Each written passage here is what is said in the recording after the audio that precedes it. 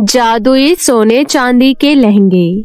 एक समय की बात है, पिंकी और आदि नाम के दो भाई बहन अपने माता पिता के साथ रहा करते थे। पिंकी 10 बरस की थी और आदि 6 बरस का।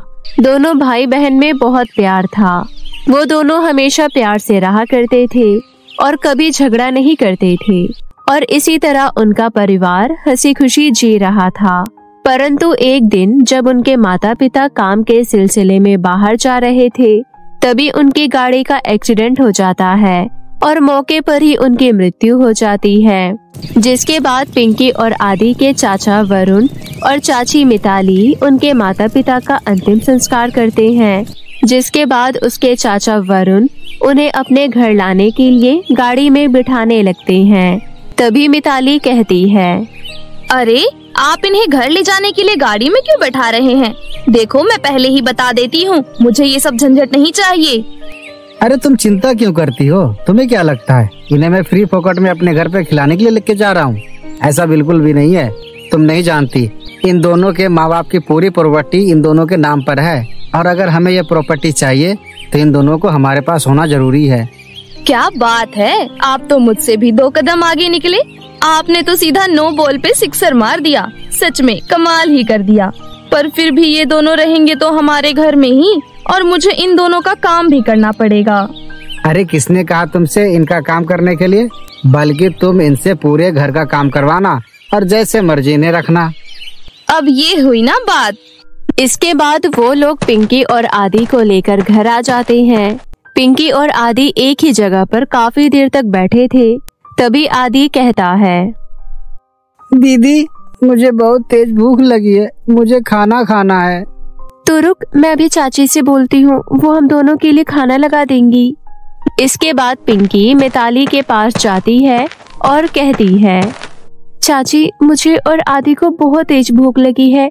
कल जो भी हुआ उसके बाद से हमने कुछ भी नहीं खाया है। प्लीज हमारे लिए खाना लगा दीजिए। मुझे क्या अपने बाप का नौकर समझा है तूने जो तेरे लिए खाना लगाऊं?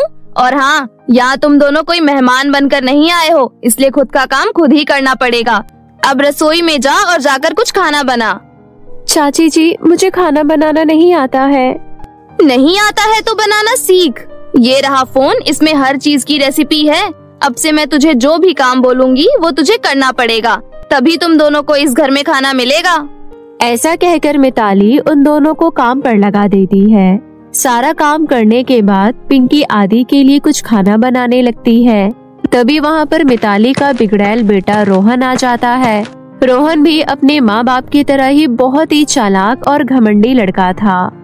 ए लड़की, जल्दी से मेरे लिए पास्ता बना दे, मेरा पास्ता खाने का बहुत मन कर रहा है। आदि को बहुत तेज भूख लगी है, मैं बस उसके लिए खाना बना लूं, उसके बाद तुम्हारे लिए भी पास्ता बना दूंगी। ये घर मेरा है, इसलिए पहले मेरे लिए खाना बनेगा और फिर किसी और के लिए, समझी?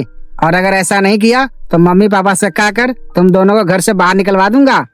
रोहन की ये बात सुनकर पिंकी डर जाती है और रोहन के लिए उसके कहे अनुसार पास्ता बनाने लग जाती है। इसी तरह दोनों भाई बहन को अपने चाचा चाची और चचेरे भाई का अत्याचार सहना पड़ रहा था।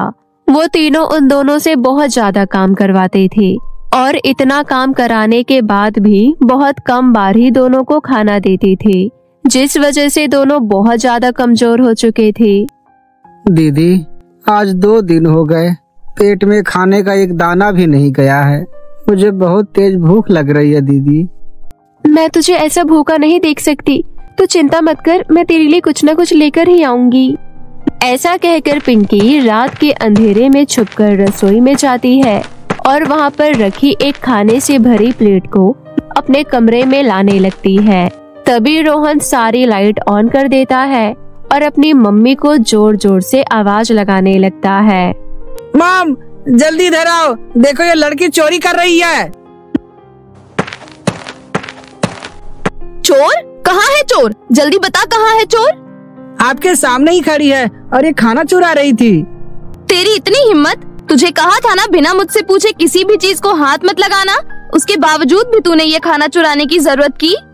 चाची जी आदि को बहुत तेज भूख लगी थी, इसलिए मैं नीचे खाना लेने आई।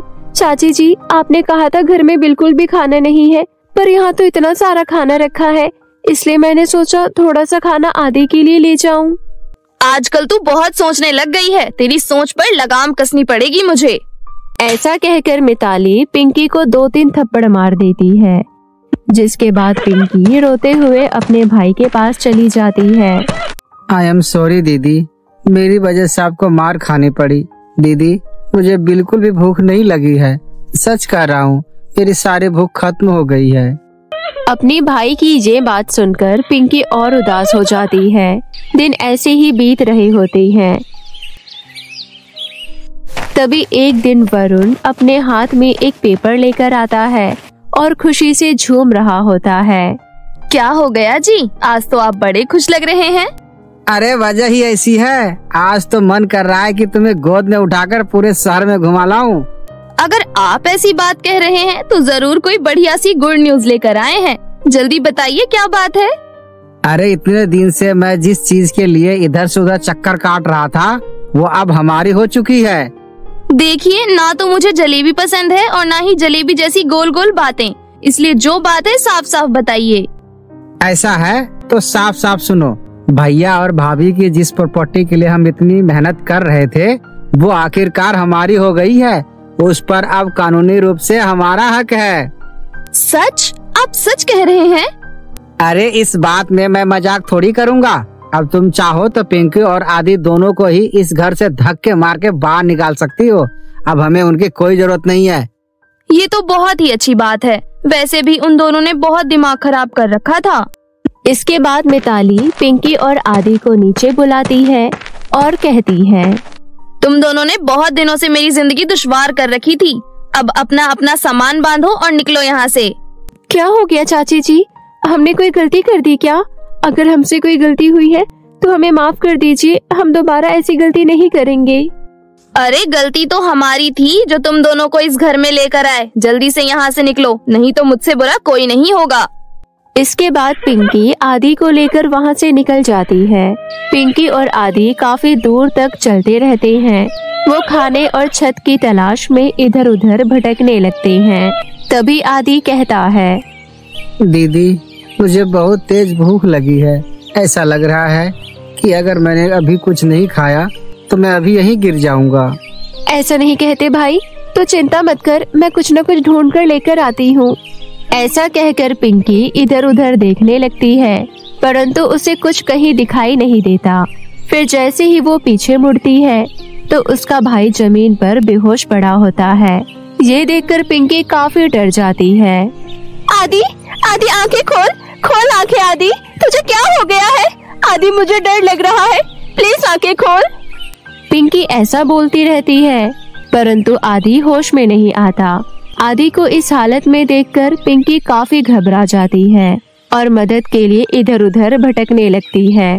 तभी एक बूढ़ी औरत पिंकी के पास आती है और कहती है, तुम्हारे भाई की हालत तो बहुत ही खराब लग रही है, कृपया करके हमारी मदद कीजिए। मैं आपसे रिक्वेस्ट करती हूँ, प्लीज मेरे भाई की मदद कीजिए। ठीक है, मैं तुम्हारे भाई को पूरे तरीके से ठीक कर सकती हूँ, लेकिन मेरी एक शर्त है। मुझे आपकी हर शर्त मंजूर है, बस मेरे भाई को ठीक कर दीजिए। अगर ऐसा है तो सुनो, यहाँ से कुछ ही दूरी पर सोनपुर नाम का एक जंगल है और उस जंगल में कई तरह के खतरनाक और जंगली जानवर रहते हैं। तुम्हें उनसे बचकर नदी के पास वाली गुफा में जाना है। वहाँ 2 जादुई सोने और चांदी के लहंगे होंगे। उनमें से सोने का लहंगा मेरा है। तुम्हें उसे वहाँ से यहाँ मेरे पास लाना है। अगर तुम सारे खतरों से बच के वो जादुई सोने का लहंगा मेरे पास ले आई तो मैं तुम्हारे भाई को बिल्कुल ठीक कर दूंगी। ठीक है, अगर ऐसा है तो मैं वहाँ जाने के लिए तैयार हूँ। मैं अपने भाई के लिए कुछ भी कर सकती हूँ। ऐसा कहकर पिंकी उस जंगल के लिए निकल पड़ती है। पिंकी जंगल के अंदर जाती है, परंतु उसे वहाँ कोई जंगली जानवर नहीं मिलता और वो सीधे उस नदी के पास वाली गुफा में पहुँच जाती है, जहाँ उसे 2 सोने और चांदी के लहंगे दिखाई देते हैं। पिंकी जैसे ही उन लहंगों के पास पहुँचती है, चांदी वाले लहंगे में से आवाज आती है, अगर तुम धन दौलत और शानो शौकत चाहती हो तो मेरा चुनाव करो। मैं वही लहंगा हूँ जो उस बूढ़ी औरत ने तुम्हें लाने को कहा है। तुम मुझे उस बूढ़ी औरत के पास ले चलो, परंतु मैं इसके बदले तुम्हें कुछ भी नहीं दूंगा। मुझे इस वक्त केवल अपने भाई की जान प्यारी है, इससे ज्यादा मुझे कुछ नहीं चाहिए। ऐसा कहकर पिंकी सोने का लहंगा अपने साथ लेकर उस बूढ़ी औरत के पास आ जाती है। ये लीजिए आपके सोने का लहंगा, अब मेरे भाई को ठीक कर दीजिए। इसके बाद वो बूढ़ी औरत उस सोने के लहंगे को पहनती है और एक परी में बदल जाती है। तुम्हारा बहुत बहुत धन्यवाद पिंकी। किसी श्राप के कारण मेरी ये हालत हो गई थी और केवल ये सोने का लहंगा ही मेरी इस हालत को ठीक कर सकता था, परंतु उस जंगल में मेरा जाना वंचित है, इसलिए मैं वहाँ नहीं जा सकती थी। पर आज तुमने मेरी बहुत बड़ी मदद की है, अब मेरी बारी है। ऐसा कहकर वो परी अपनी जादुई छड़ी से आदि को बिल्कुल ठीक कर देती है। आदि मेरे भाई, तू ठीक है ना? हाँ दीदी, मुझे क्या होगा, मैं बिल्कुल ठीक हूँ। तुम दोनों तो अच्छे घर के लगते हो, फिर तुम दोनों ऐसे सड़कों पर क्यों भटक रहे हो? इसके बाद पिंकी परी को सारी कहानी बताती है। ये सुनकर परी को पिंकी के चाचा चाची पर बहुत गुस्सा आता है। तुम्हारे चाचा और चाची तो बहुत ही दुष्ट हैं, उन्हें उनके किए की सजा मिलकर रहेगी, परंतु तुमने जो मेरी मदद की है, मैं तुम्हें उसका इनाम अभी देना चाहती हूँ।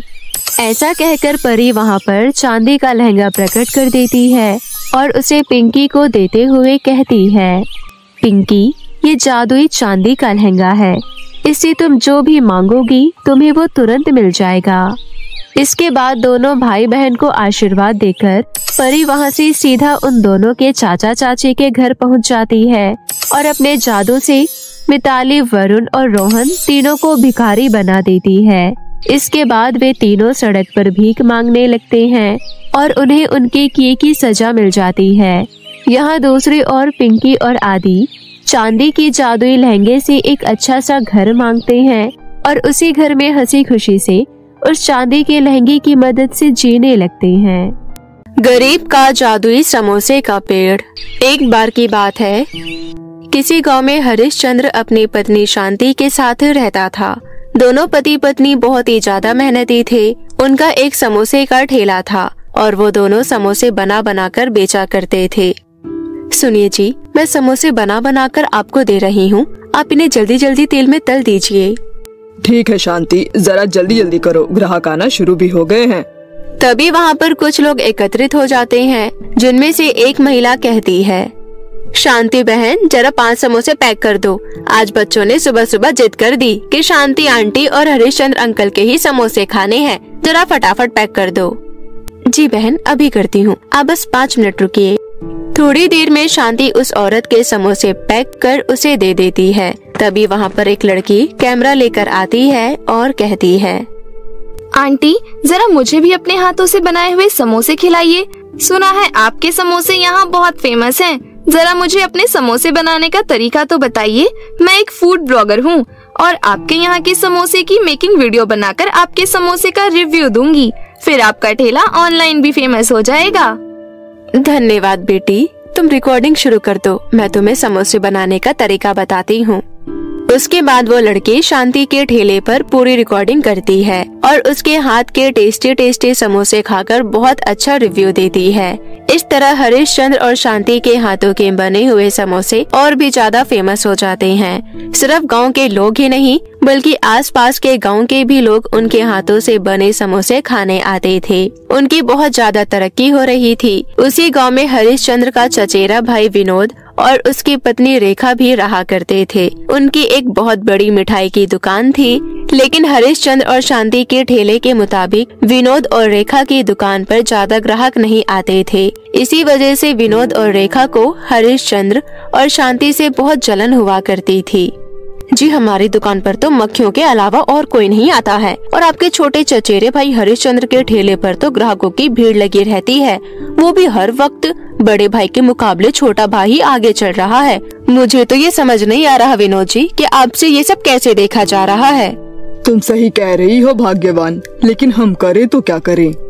आप चिंता क्यों करते हो जी, मेरे पास उनकी खुशियों को जलाकर राख करने का एक बहुत अच्छा आइडिया है। अब तो हम उन दोनों को पूरी तरह से बर्बाद करके ही दम लेंगे। फिर रेखा अपने पति को अपना सारा प्लान बताती है। उसके बाद जब हरिश्चंद्र और शांति अपने ठेले पर समोसे बेच रहे होते हैं, तब विनोद और रेखा मिलकर उनके घर जाते हैं और लोगों से बचते बचाते उनके घर पर केरोसिन तेल डालकर आग लगा देते हैं, जिससे कि उनका पूरा घर आग की लपटों से धधकने लगता है। यहाँ से फटाफट चलिए जी, यदि हमें कोई देख लेगा तो मुसीबत आ जाएगी। इतना कहकर रेखा और विनोद वहाँ से चले जाते हैं। अपना काम खत्म करके जब हरिश्चंद्र और शांति वापस घर आते हैं तो अपने घर को जलता हुआ देख हैरान हो जाते हैं। उनके तो पैरों तले जमीन खिसक जाती है। हे भगवान, ये क्या हो गया हमारे साथ? पता नहीं किसने आग लगा दी हमारे घर को।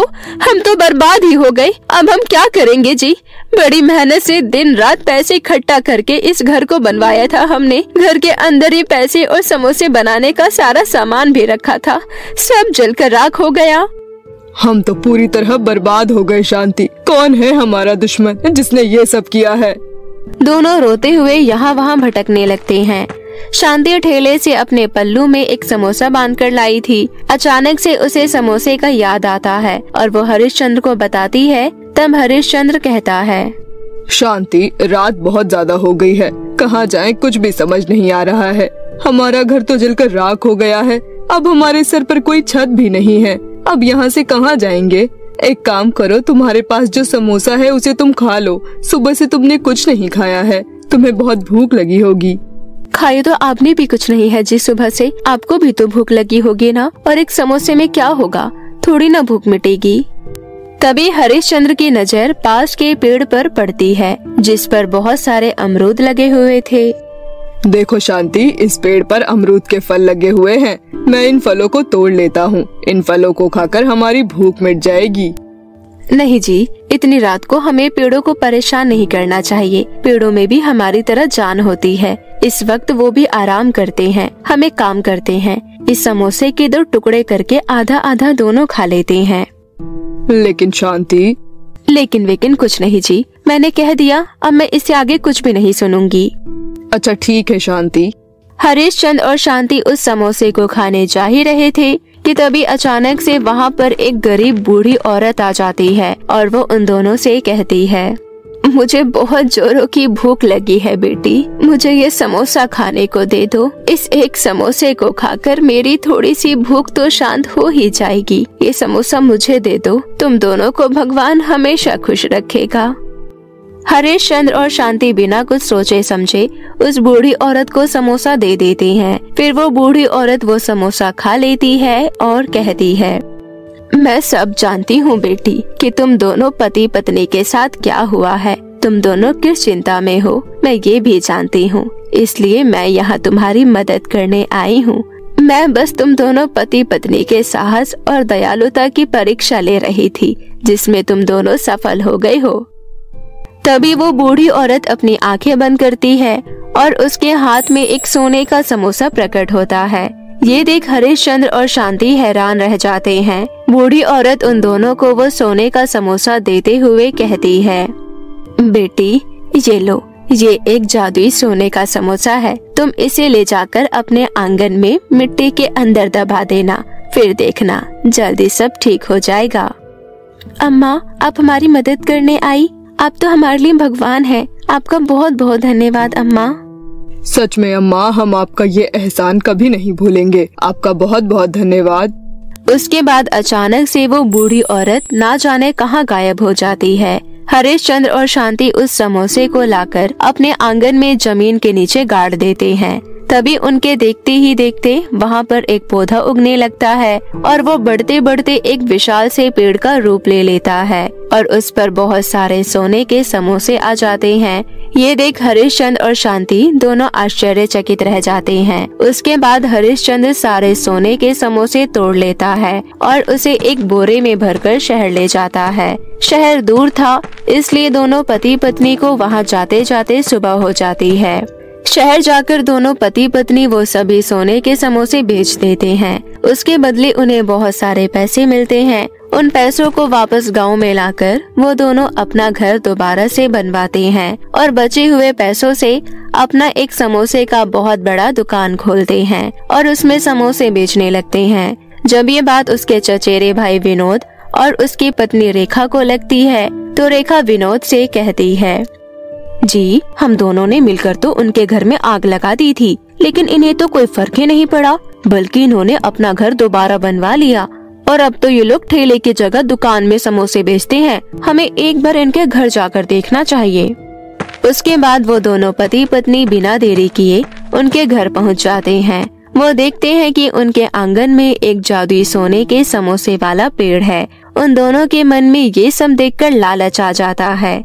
जी हमें फटाफट ये सारे समोसे तोड़कर अपने साथ ले चलना चाहिए, उसके बाद हम भी इन समोसे को बेचकर बहुत अमीर हो जाएंगे। हाँ तुम बिल्कुल ठीक कह रही हो। उसके बाद विनोद और रेखा दोनों जादुई सोने के समोसे के पेड़ के पास जाते हैं और समोसा तोड़ने की कोशिश करते हैं। तभी जादुई समोसे का पेड़ क्रोधित हो जाता है और उन दोनों को खरगोश बना देता है। तभी वहाँ पर हरिश्चंद्र और उसकी पत्नी शांति भी आ जाते हैं। शांति कहती है, जी ये हमारे आंगन में तो खरगोश कहाँ से आए, पहले तो नहीं थे।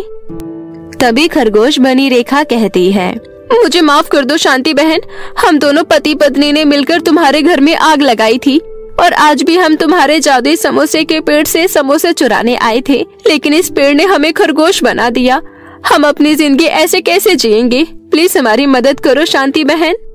जेठ जी, जेठानी जी, मुझे आप दोनों से ये उम्मीद बिल्कुल नहीं थी।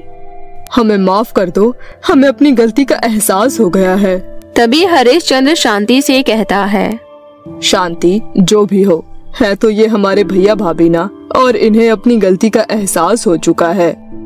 उसके बाद दोनों पति पत्नी जादुई पेड़ से विनती करते हैं कि वो विनोद और उसकी पत्नी को ठीक कर दे। उनकी विनती सुनकर जादुई समोसे का पेड़ विनोद और रेखा को ठीक कर देता है। फिर वो दोनों पति पत्नी जादुई समोसे के पेड़ और हरिश्चंद्र और उसकी पत्नी से माफी मांगकर अपने घर चले जाते हैं और इधर हरिश्चंद्र और शांति भी अपना जीवन खुशी खुशी व्यतीत करने लगते हैं।